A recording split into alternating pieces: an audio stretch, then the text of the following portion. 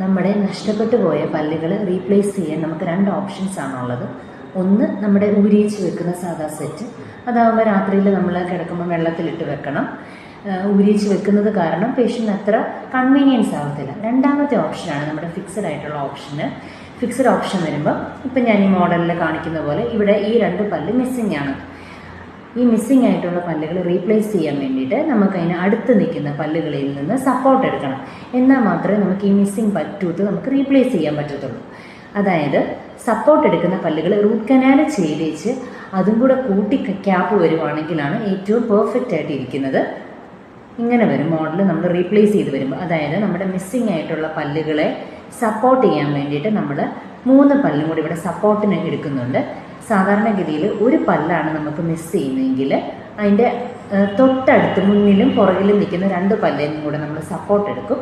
അതായത് ഒരു tooth replace ചെയ്യണമെങ്കിൽ 3 യൂണിറ്റിൻ്റെ ബ്രിഡ്ജാണ് നമ്മൾ പോകുന്നത്. അതുകൊണ്ടാണ് നമ്മൾ പല്ലുകൾ എടുത്ത് കളയാതെ റൂട്ട് കനാൽ ചെയ്ത് പല്ലുകൾ സേവ് ചെയ്യണം എന്ന് പറയാൻ